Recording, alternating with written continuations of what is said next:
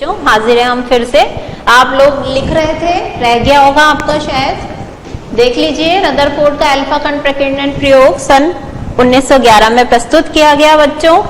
और रदरफोर्ड ने जो प्रयोग किया हम उसकी बात कर रहे थे कि प्रयोग था अल्फा कणों की बौछार स्वर्ण की पतली पन्नी पर की गई और स्वर्ण की पतली पन्नी को एक वृत्ताकार आवरण से घेर के जिंक सल्फाइड का लेप करे हुए आवरण का गया था। उन्हें क्या प्राप्त हुए, तीन बातें उन्हें नजर आई बच्चों। अधिकांश अल्फा कण सीधे निकल गए बिना विचलित हुए। नंबर 2 बात जो उन्होंने देखी, कुछ कण 90 डिग्री और कुछ 120 डिग्री से विचलित हुए। तीसरी बात जो सबसे ज्यादा बच्चों आश्चर्यजनक उन्हें महसूस हुई वो हुई कि 20,000 में से एक कण ऐसा भी था जो 180 डिग्री से वापस लौटा। तो उन्हें उसी प्रकार आश्चर्य हुआ जो जैसे यदि हम ये माने कि एक मोटा सा गोला तोप से छूटकर निकला हो और किससे टकराए बच्चों, एक कागज से टकराए वो, और टकरा करके वापस उसी दिशा में आकर तोप चलाने वाले पर आकर वार करे। तो जैसा आश्चर्य तब होगा कि हम बंदूक से गोली छोड़ रहे हैं एक कागज की तरफ, कागज से टकरा करके गोली हमें ही आकर घायल कर दे। तो क्या ये इस बात पर आपको विश्वास होता है बच्चों? ये आपको एक असंभव सी बात जिस प्रकार लगती है, उस समय प्रयोग करते समय वैज्ञानिक रदरफोर्ड को भी उतना ही अधिक आश्चर्य हुआ था।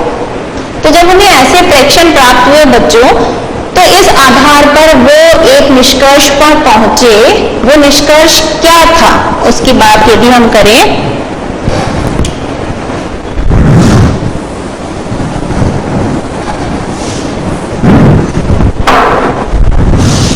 अपने प्रयोगों के आधार पर बच्चों वो इस निष्कर्ष पर पहुंचे कि सबसे पहली बात, परमाणु का अधिकांश भाग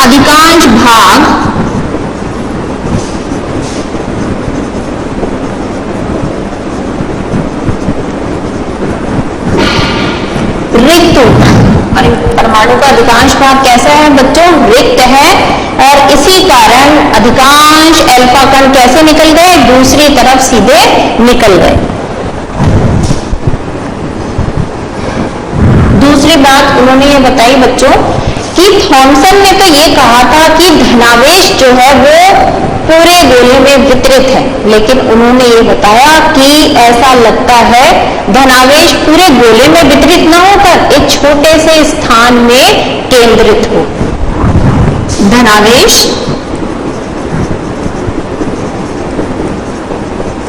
छोटे से स्थान में केंद्रित। और तीसरी बात बच्चों उन्होंने ये सोची कि ये जो धनावेश स्थान घेरता है, धनावेश द्वारा घेरा गया स्थान पूरे परमाणु के आयतन की तुलना में बहुत कम होता है।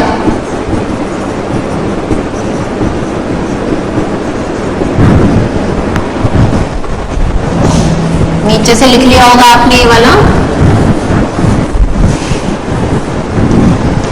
परमाणु का अधिकांश भाग रिक्त, तो उन्हें कैसा लगा होगा बच्चों कि जैसे ये जो परमाणु है, ये अधिकांश भाग इसका कैसा है बच्चों? रिक्त है। और इसमें एक छोटा सा स्थान जरूर होगा जहां पर सारा धनावेश क्या होगा बच्चों? केंद्र में केंद्रित होगा। और ये जो है धनावेश का जो स्थान है बच्चों वो बहुत छोटा सा है। अब चूंकि ये ऐसा है और अधिकांश भाग कैसा था बच्चों? रिक्त था। यहाँ पर क्या हो सकते हैं कि इलेक्ट्रॉन जो है वो चक्कर लगाते होंगे नाभिक के चारों ओर। तो जब अल्फा कणों की बौछार आई बच्चों तो वो सीधी बिना विचलित हुए अधिकतर निकल गई होंगी। उन्होंने इसको बिल्कुल भी डिस्टर्ब नहीं किया। लेकिन जो किरण बच्चों इस धनावेश के पास से निकली होगी वो 90 या फिर 120 डिग्री से क्या हुई होगी बच्चों, विक्षेपित है। ये भी कैसा है, धनावेशित है। तो धनावेश धनावेश को क्या करता है बच्चों, दूर हटाता है।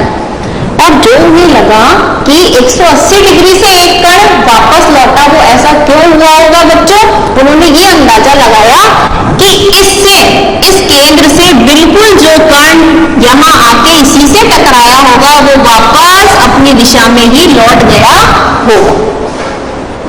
तो इस प्रकार की उन्हें बातें नजर आई। उन्होंने सोचा कि परमाणु का अधिकांश भाग तो कैसा होता है, रिक्त।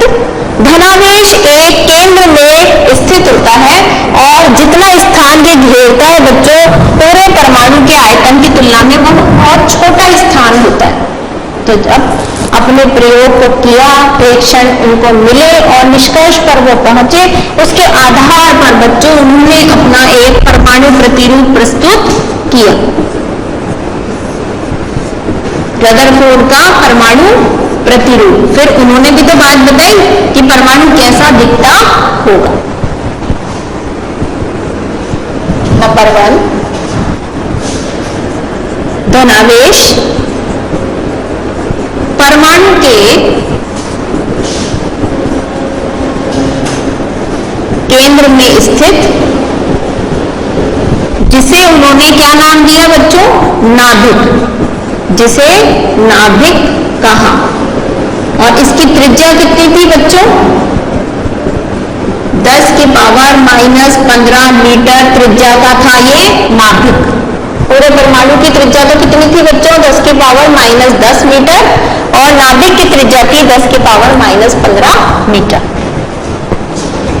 दूसरी बात उन्होंने बताई, धनावेश तो आ गया केंद्र में जहां नाभिक कहा, जिसे इलेक्ट्रॉन का क्या हुआ, इलेक्ट्रॉन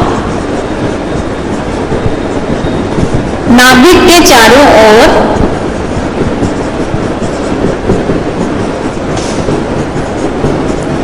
वृत्ताकार कक्ष में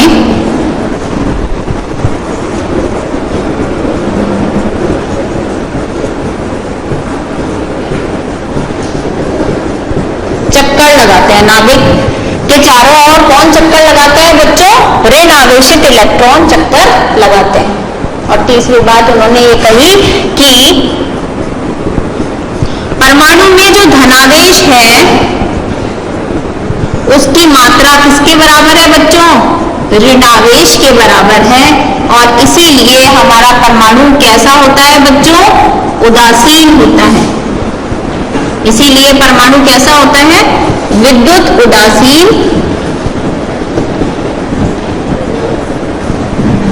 होता है।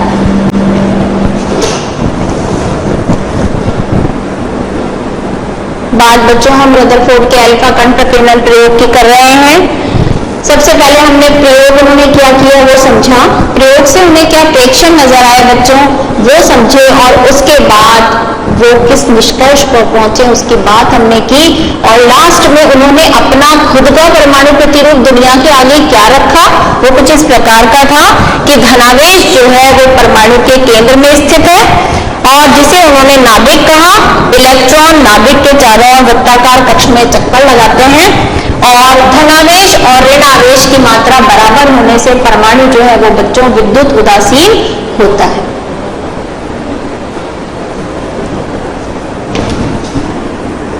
ये नाभिक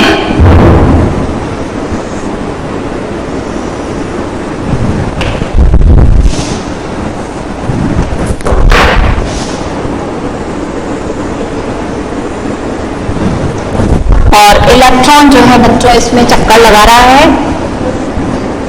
ये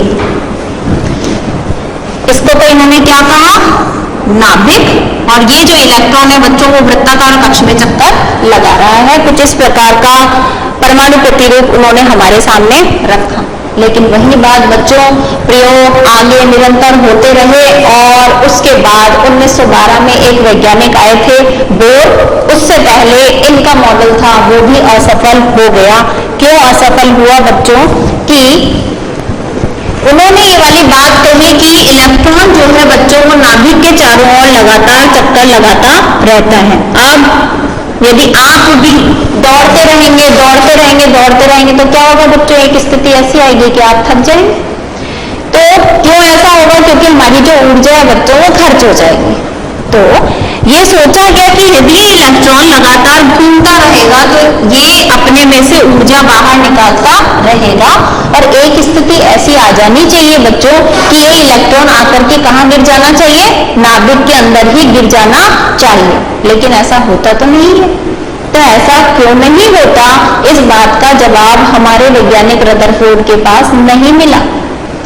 तो जब बच्चों कोई सवाल उठता है और उसका जवाब संबंधित व्यक्ति नहीं दे पाता है तो उस पर क्या हो जाता है बच्चों? उंगली उठ जाती है, उसके मॉडल पर फिर असफलता का चिन्ह लग गए।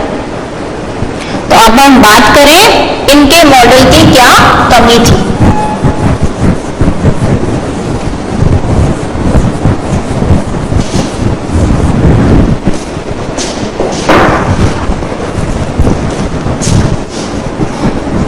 दो कमियां बच्चों नजर आई।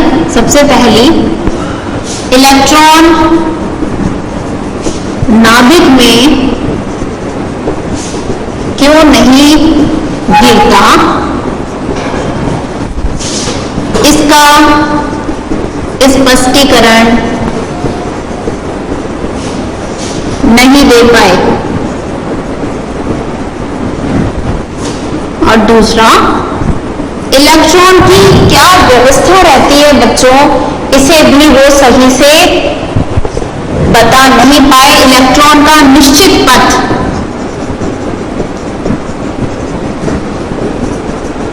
क्या होगा, इसे भी नहीं समझा सके।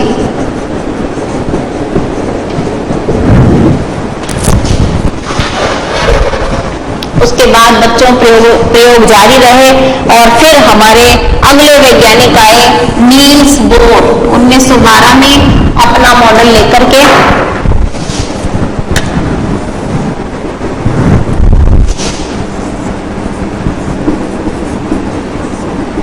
नील्स बोर का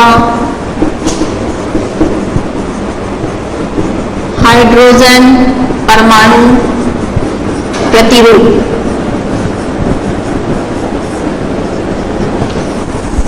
की बात करेंगे बच्चों, आप नोट कर लें जब तक ये।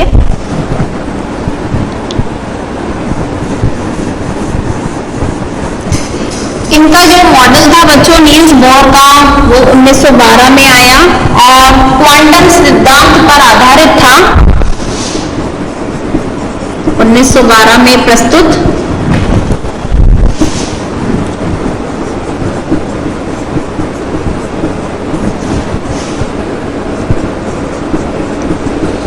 क्वांटम सिद्धांत पर आधारित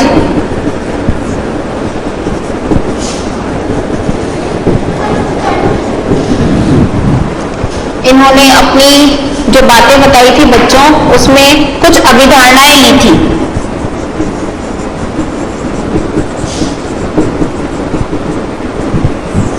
सबसे पहली अभिधारणा क्या थी? इन्होंने क्या बताया बच्चों परमाणु के बारे में कि हाइड्रोजन में बच्चों एक ही प्रोटॉन होता है और वो कहाँ स्थित है? नाभिक में उपस्थित होता है। तो इसको तो इन्होंने क्या कह दिया बच्चों? नाभिक। और इन्होंने ये बताया कि इलेक्ट्रॉन जो होते हैं वो वृत्ताकार कक्षों के अंदर चक्कर लगाते रहते हैं। तो एक ही इलेक्ट्रॉन इस हाइड्रोजन के पास था और वो क्या करता है बच्चों? इसके चारों तरफ चक्कर लगाता है।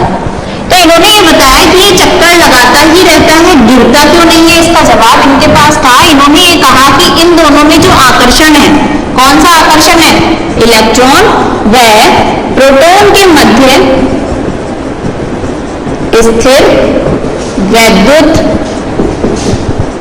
आकर्षण बल अभिकेंद्रीय बल से, अभिकेंद्रीय बल कौन सा होता है बच्चों? जो केंद्र की तरफ लगता है उससे संतुलित रहता है।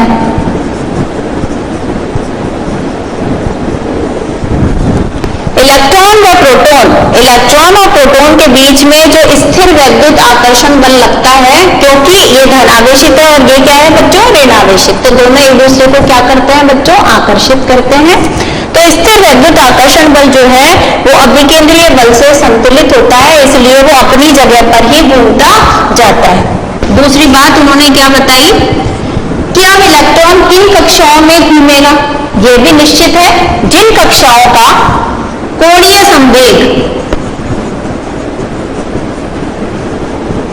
संवेग का मतलब है बच्चों m गुणा v गुणा r, ये किसके बराबर हो, h/2 पाई, या इसका पूर्ण गुणज हो।